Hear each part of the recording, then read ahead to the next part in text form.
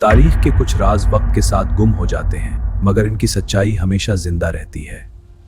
ये हैं वो कहानियां जो तारीख के गुमशुदा औराक में छुपी हुई हैं। अगर आप भी इन गुमशुदा राजों को जानना चाहते हैं तो अभी गुमशुदा औराक को सब्सक्राइब करें। क्या हुआ? ये खौफनाक है। हम सब खतरे में हैं। अल्लाह हमारी हिफाजत करे। खामोशी, ये वो खामोशी नहीं थी जो सुकून देती है। अगर ये हक है तो हमारे फायदे कहां जाएंगे?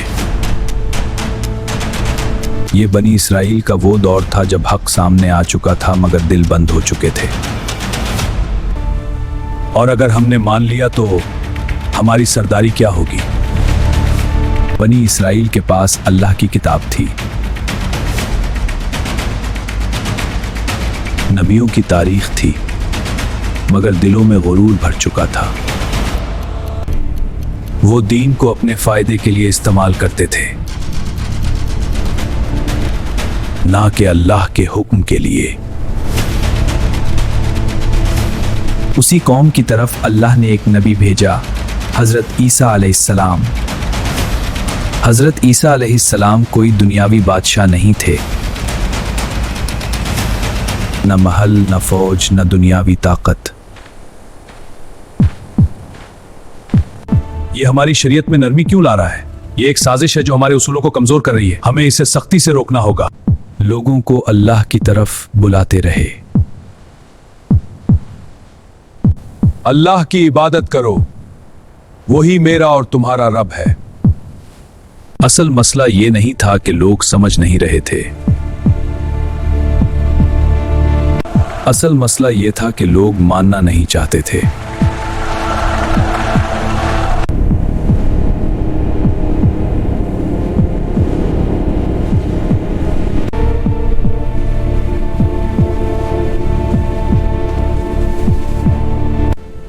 अगर लोग उस पर ईमान ले आए तो हमारी ताकत खत्म।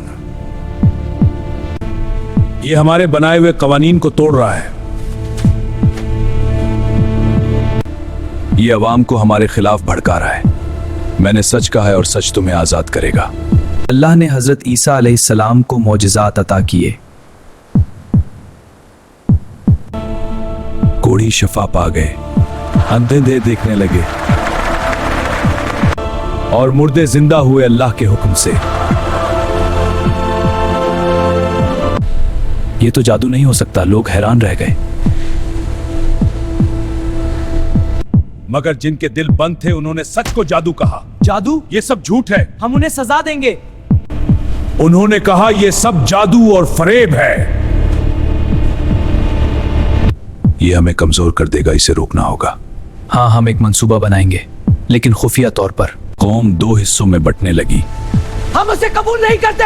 सुनो सुनो, ये झूठ है। ईमान लाने वाले कहते हम अल्लाह पर ईमान लाए।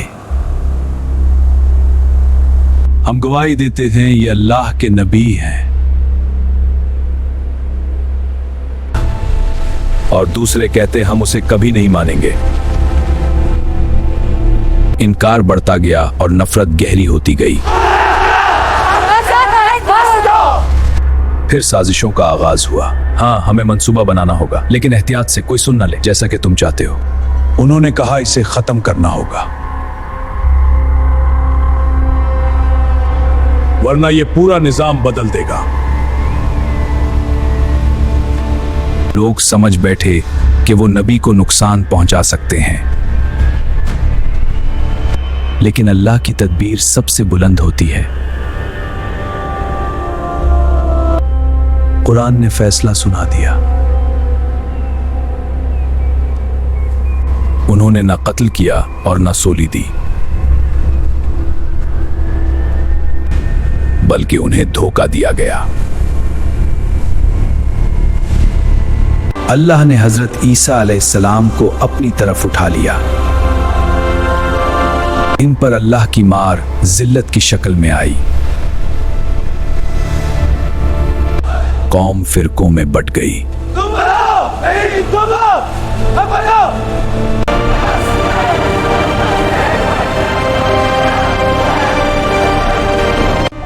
मगर उन्होंने हक को पहचान कर भी इनकार किया। कौम टूट गई और इख्तलाफ बढ़ता गया।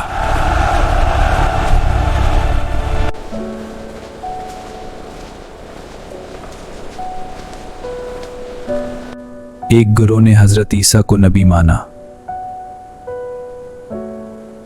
रात गहरी थी और शहर पर खामोशी छाई थी, मगर दिलों में एक खतरनाक साजिश जन्म ले रही थी। उन्होंने कहा, ईसा को आज रात गिरफ्तार करो। वो हजरत ईसा को पकड़ने आए थे। उन्होंने इसे गिरफ्तार कर लिया